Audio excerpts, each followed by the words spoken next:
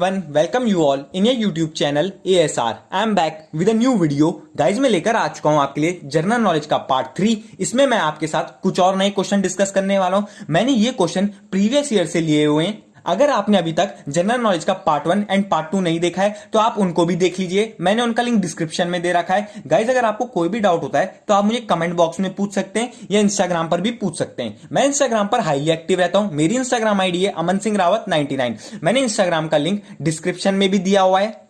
तो चलिए शुरू करते हैं बिना किसी देरी के। Let's begin. आज का पहला क्वेश्चन है, which schedule of Indian constitution contain the name of state and their territorial details. Total तो मैं सबसे पहले आपको ये बता दूं शेड्यूल्स ऑफ इंडियन कॉन्स्टिट्यूशन है कितने। ये है हमारे टोटल 12। पहले थे हमारे 8, अब है 12। हुआ क्या, ये 8 से 12 कैसे बन गए? ये बने हमारे अमेंडमेंट के तहत, यानी संशोधन। टाइम टाइम पे संशोधन होते रहे तो हमारे क्या बढ़ते गए, हमारे शेड्यूल भी बढ़ते गए। तो हमारे अब पहले 8 थे, अब हो चुके हैं 12। तो हमारा किस में आता है? State and their territorial details. ये आता है हमारा फर्स्ट शेड्यूल में। इसमें क्या होता है, हमारी स्टेट की, इसके अंदर जो आर्टिकल्स आते हैं उसके अंदर ये बताया गया है, आर्टिकल्स 1 2 3 4 ऐसे आर्टिकल्स हैं। एक आर्टिकल्स में क्या है, उनकी बाउंड्रीज, कैसे न्यू स्टेट बनाया जा सकता है, किस स्टेट की बाउंड्री को घटाया जा सकता है, किस स्टेट की बाउंड्री को बढ़ाया जा सकता है। यह आता है हमारा Indian constitution, schedules of Indian constitution के अंदर। और इसके अंदर जो आर्टिकल्स है उनमें ये सब डिफाइन किया गया है। बढ़ते हैं हम अपने नेक्स्ट क्वेश्चन की ओर। हमारा नेक्स्ट क्वेश्चन है, which of the following committee are related to the defence reforms. इसका आंसर है डीवी शेखावत समिति। इसमें क्या होता है, जो ये कमेटी है यानी जो ये समिति है, इसमें क्या होता है, जो हमारे डिफेंस इक्विपमेंट्स है ना, उनमें टाइम टाइम पे यानी उन पे सुधार होता रहता है, उन पे सुधार किया जाता रहता है। इस कमेटी का मेन मकसद यही है। हमारा अगला क्वेश्चन है, which Asian country has proposed by this strategic partner of the multi-billion China Pakistan economic corridor यानी CPEC passing through POK Pakistan occupied Kashmir. किस एशियाई देश ने POK से गुजर रही बहा अरब का मतलब यहाँ पे क्या है, मल्टी बिलियंस। ये चीनी पाकिस्तान आर्थिक गलियारे यानी CPEC, जिसे चाइना पाकिस्तान इकोनॉमिक कॉरिडोर कहते हैं, कि रणनीतिक भागीदारी का प्रस्ताव दिया है। ये दिया है हमारा सऊदी अरब ने। Option number D, Saudi Arab. बढ़ते हैं अपने नेक्स्ट क्वेश्चन की ओर। हमारा नेक्स्ट क्वेश्चन है, name the young scientist programme that is launched ISRO for school children. क्या बोलते हैं, इसमें ये पूछ रहा है यंग साइंटिस्ट प्रोग्राम का नाम बताएं जो स्कूली बच्चों के लिए इसरो द्वारा लॉन्च किया गया है। वो किया गया है हमारा युविका। Option A Yuvika. अब युविका है, मैं आपको बताता हूं YU, वो सिर्फ YU को लेना। YU का मतलब है युवा, VI का मतलब है विज्ञान, और KA, सिर्फ KA लास्ट के 2 है, इनका है कार्यक्रम यानी युवा विज्ञान कार्यक्रम। ये है कितने से कितनी क्लास के बच्चों से, जो बच्चा 9th में है, यानी 9th में है और 12th तक, 9 से लेकर 12 तक के लिए ये है। 9 से छोटों के लिए नहीं है, 8th क्लास की नहीं है, 8th क्लास के लिए नहीं है, ये सिर्फ 9th से स्टार्ट है और 12th तक है। अब ये किसी भी बोर्ड के लिए, यानी किसी भी बोर्ड का छात्र हो, ये उसके लिए, चाहे वो CBSE का है, चाहे वो ICSE का है, चाहे वो किसी स्टेट बोर्ड का छात्र है। बढ़ते हैं हम अपने नेक्स्ट क्वेश्चन की ओर।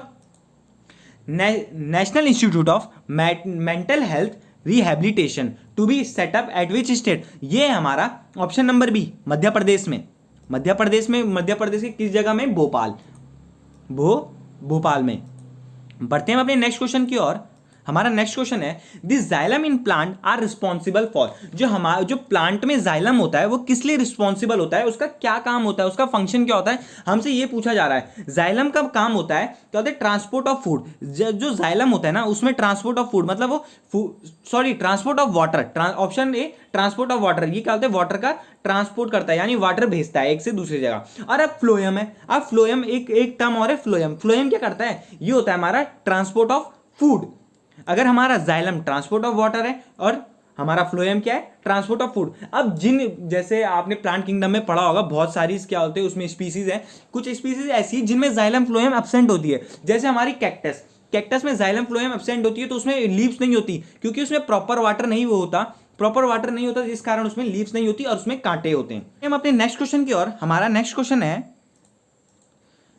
who presided over the Amritsar session of all India Congress in 1919। ये थे हमारे ऑप्शन नंबर ए, आप जैसे देख पा रहे होंगे, मोतीलाल नेहरू, मोतीलाल नेहरू। और मोतीलाल नेहरू ही हमारे फाउंडर हैं। 1928 में इन्होंने बनाई थी क्या, ऑल इंडिया यूथ कांग्रेस। मैं बात कर रहा हूं ऑल इंडिया यूथ कांग्रेस की। कांग्रेस तो हमारी बहुत पहले बन चुकी थी, पर 1928 में हमारे फाउंडर है मोतीलाल नेहरू, किसके, ऑल इंडिया यूथ कांग्रेस के। कंफ्यूज नहीं होना कभी भी इसमें। बढ़ते हैं हम अपने नेक्स्ट क्वेश्चन की ओर।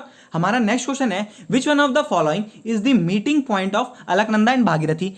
ये क्या होते हैं, जहां पर हमारी अलकनंदा और भागीरथी मिलती है, हम उस मीटिंग पॉइंट को क्या कहते हैं, वो है हमारा देवप्रयाग। मैं आपको अपने सारे प्रयाग के बारे में बता देता हूं। टोटल है 5 प्रयाग। अब मैं आपको सारे प्रयाग नंबर वाइज बता देता हूं। जैसे सबसे पहले कौन सा प्रयाग है, वहां पे कौन कौन सी नदियां बनती है। हमारा सबसे पहला प्रयाग है विष्णु प्रयाग। पहले नंबर पर आता है हमारा विष्णु प्रयाग, जहां पर हमारी अलकनंदा और धौली गंगा आपस में मिलती है। वहां पर हमारा क्या है, विष्णु प्रयाग है। दूसरा है हमारा नंद प्रयाग, वहां पे नंदाकनी जरा ध्यान से सुनना, नंदाकनी रिवर अलकनंदा मिलती है, वो है हमारा दूसरा नंद प्रयाग। तीसरा आता है हमारा कर्ण प्रयाग। कर्ण प्रयाग में क्या होता है, पिंडर एंड अलकनंदा मिलके तीसरे नंबर पे बताता हूं मैं आपको, पिंडर एंड अलकनंदा मिलके क्या बनाती है हमारी, कर्ण प्रयाग। और चौथा है हमारा रुद्र प्रयाग। रुद्र प्रयाग है हमारा मंदाकिनी एंड अलकनंदा, जहां पे मंदाकिनी एंड अलकनंदा मिलती है, वो है हमारा रुद्र प्रयाग। और लास्ट में है हमारा फिफ्थ नंबर पे है हमारा देवप्रयाग, जहां पे हमारी क्या मिलती है, अलकनंदा एंड भागीरथी। बढ़ते हैं हम अपने नेक्स्ट क्वेश्चन की ओर। Of the following cities where was open the first medical college for women in 1916। 1916 में निम्नलिखित नगरों में से किसने महिलाओं के लिए मेडिकल कॉलेज खोला था। वो था हमारा दिल्ली में खुला था। सबसे पहले तो मैं आपको ये बता दूं, Delhi, option number C, Delhi में खुला था। और वो कौन सा कॉलेज था, उस कॉलेज का नाम क्या था, उस कॉलेज का नाम था लेडी हार्डिंग। ये कुछ टाइम पहले काफी चर्चा में था ये वाला कॉलेज। बढ़ते हैं अपने नेक्स्ट क्वेश्चन की ओर। Which of the following recommended the abolition of IAS IPS and other all India services. निम्नलिखित में से किसने IAS IPS और अन्य अखिल भारतीय सेवाओं को समाप्त करने की सिफारिश की। ये है हमारा, किसने की थी, हमारी राजमनार आयोग ने। ऑप्शन नंबर बी, राजमनार आयोग ने। मतलब वो चाह रहे थे कि इन पे रोक लगा दी जाए, जो हमारी जितनी भी सिविल सर्विसेज हैं, IAS IPS IFS IRS, इन पे रोक लगा दी जाए। बढ़ते हैं अपने नेक्स्ट क्वेश्चन की ओर। हमारा नेक्स्ट क्वेश्चन है, tungsten is use as a filament in electric bulb. Tungsten को क्यों यूज किया जाता है फिलामेंट के रूप में इलेक्ट्रिक बल्ब में। सबसे पहला है हमारा, क्या बोलते हैं, उसका हाई मेल्टिंग पॉइंट होता है। बिल्कुल सही है, उसका मेल्टिंग पॉइंट हाई होता है। हैव हाई रेजिस्टेंस, नो, उसका हाई रेजिस्टेंस नहीं होता, उसकी हाई रेजिस्टिविटी होती है। रेजिस्टेंस, कंफ्यूज मत होना, जो फिलामेंट होता है इलेक्ट्रिक बल्ब का, उसकी रेजिस्टेंस हाई नहीं होती, उसकी रेजिस्टिविटी हाई होती है। अगर उसकी रेजिस्टिविटी हाई है तो क्या करेगा, तो करंट को ज्यादा देर तक होल्ड करेगा। अब है हमारा तीसरा ऑप्शन, हाई कंडक्टेंस। मैंने जैसे कि आपको अभी बताया कि उसकी रेजिस्टिविटी हाई होती है और वो करंट को होल्ड कर सकता है, तो जल्दी जल्दी क्या करेगा, वो आगे जितने भी हमारे आयंस है उनको फ्लो करेगा तेज, तो इसलिए है हाई कंडक्टेंस। तो हमारा ऑप्शन है ऑप्शन नंबर बी, दूसरा और तीसरा हमारा पॉइंट क्या है, एकदम सही है। बढ़ते हैं अपने नेक्स्ट क्वेश्चन की ओर। Kiru hydro electric project is situated in, ये हमारा है कीरू हाइड्रो इलेक्ट्रिक प्रोजेक्ट हमारा कहां स्थित है, हमारा स्थित है जम्मू एंड कश्मीर में। ऑप्शन नंबर सी, JNK में। और कौन सी नदी पर है, हमकी नदी भी बहुत ज्यादा इंपॉर्टेंट है, हमसे कई बार यही पूछ लिया जाता है कि कौन सी नदी पर कौन सा हाइड्रो इलेक्ट्रिक पावर प्रोजेक्ट स्थित है। हमारा ये है चेनाब नदी पर। बढ़ते हैं हम अपने नेक्स्ट क्वेश्चन की ओर। हमारा नेक्स्ट क्वेश्चन है, why did Rabindranath Tagore refuses knighthood. जो क्या बोलते हैं, अंग्रेजों ने नाइटहुड की उपाधि दी थी रविंद्रनाथ टैगोर को, और उन्होंने वो रिफ्यूज क्यों कर दी, उसे लेने से इंकार क्यों कर दिया। वो इसलिए इंकार कर दिया था क्योंकि उस टाइम पे जलियांवाला बाग, वो आपने सुना होगा, एक जलियांवाला बाग इंसिडेंट हुआ था हमारा। उसमें क्या हुआ था, जनरल डायर थे, उन्होंने जहां पे मतलब जलियांवाला बाग में एक मीटिंग हुई थी, वहां पर उन्होंने सभी हिंदुस्तानियों के ऊपर गोलियां चला दी। तो इसलिए क्या करा, रविंद्रनाथ टैगोर ने नाइटहुड की उपाधि लेने से वापस कर दिया। और उसी टाइम पे जो हमारे गांधी जी थे, उन्होंने उनको भी एक उपाधि दी गई थी, केसरी ई हिंद, उन्होंने वो भी लेने से मना कर दिया, उन्होंने वो वापस कर दिया। बढ़ते हैं हम अपने नेक्स्ट क्वेश्चन की ओर। Which of the following committee of parliament is concerned with the regularity and economy of expenditure? संसद की निम्नलिखित समितियों में से कौन नियमितता और व्यय की अर्थव्यवस्था से संबंधित है। मैं आपको सबसे पहले तो बता दूं, मैं आपको सबसे पहले इसका आंसर ही बता देता हूं। इसका आंसर है public and account committee, option number C. इसके अभी चेयरमैन कौन है, इसके इस टाइम पे करंट चेयरमैन है Adhir Ranjan Chowdhury. Current time chairman कौन है, अधीर रंजन चौधरी। इसमें क्या होता है, जो भी इसमें मतलब जैसे अभी हमारी बीजेपी है, बीजेपी हमारी करंट गवर्नमेंट है, तो ये जो हमारा है ना क्या बोलते हैं काउंसिल एंड अकाउंट कमेटी का जो चेयरमैन है वो बीजेपी का कभी भी नहीं बन सकता, वो बनेगा अपोजिशन पार्टी का, किसी भी अपोजिशन पार्टी का। और क्या किसी भी अपोजिशन पार्टी का बनेगा, और इसको चेयरमैन को इलेक्ट मतलब चेयरमैन का चयन कौन करता है, उसको चुनता कौन है, उसको चुनता है speaker of Lok Sabha. Speaker of Lok Sabha एक साल तक क्या बोलते हैं ये चेयरमैन है वो एक साल तक चुना जाता है और हर साल दूसरा चेयरमैन बनता है। मानिए स्पीकर ऑफ लोकसभा जो है वो चेयरमैन को चुनेगा और क्या बोलते हैं एक साल के लिए उस चेयरमैन को बनाया जाता है।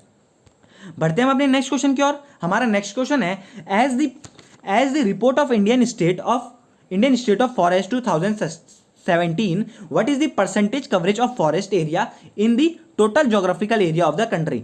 इंडिया राज्य वन रिपोर्ट 2017 के अनुसार भारत के कुल भौगोलिक काल यानी जोग्राफिकल क्षेत्र मानी जोग्राफिकल एरिया में वन क्षेत्र का प्रतिशत है। मतलब टोटल वो हमारा क्या बोलते हैं वो पूछ रहा है। 2017 में देखा गया होगा कि हमारे यहाँ कितना फॉरेस्ट है, तो हमारा टोटल है 21.30।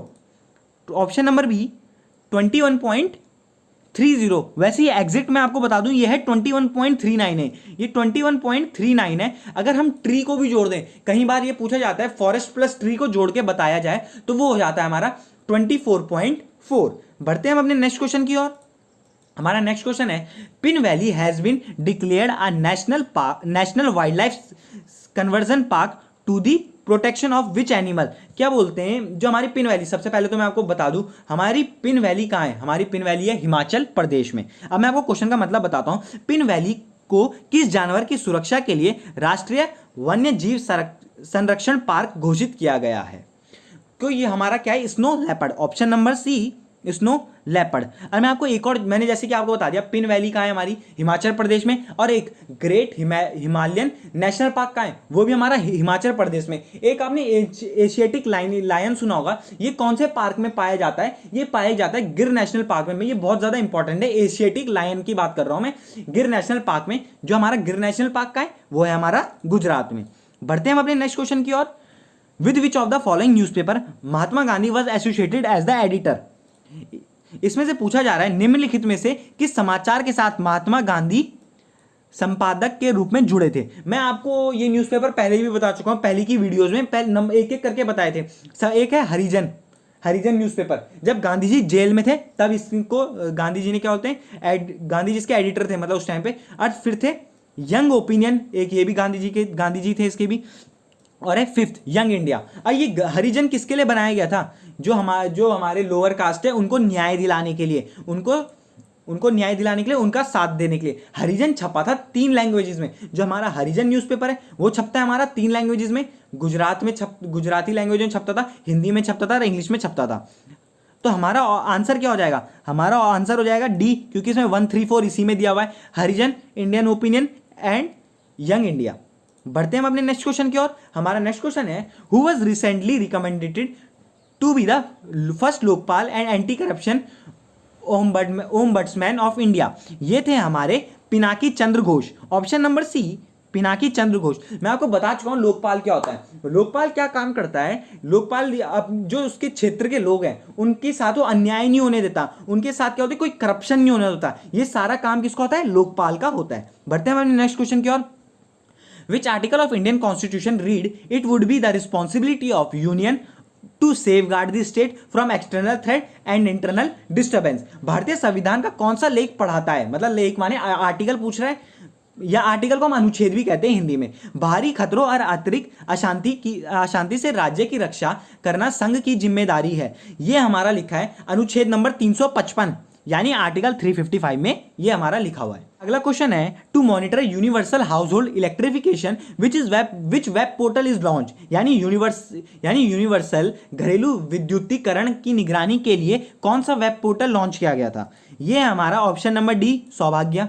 अब एक और ऐप लॉन्च किया गया था, एक था हमारा माय गवर्नमेंट ऐप या माय गवर्नमेंट ऐप, यानी ये ऑप्शन नंबर सी की बात कर रहा हूं मैं। माय गवर्नमेंट ये पूरा नहीं है, ये ऐसी लिखा हुआ आता है कितनी बार एग्जाम में कंफ्यूज करने के लिए। इसमें क्या था, जैसे कुछ बना है, मतलब कोई रूल आया, गवर्नमेंट ने कोई रूल उसे पास किया, अब आपको पसंद नहीं आ रहा है, अब आप एडवाइस देना चाहते हैं गवर्नमेंट पे, तो आप जाएंगे माय गवर्नमेंट की पोर्टल पे, वहां पे जाके आप अपना कमेंट डाल सकते हैं, अपनी एडवाइस दे सकते हैं गवर्नमेंट को।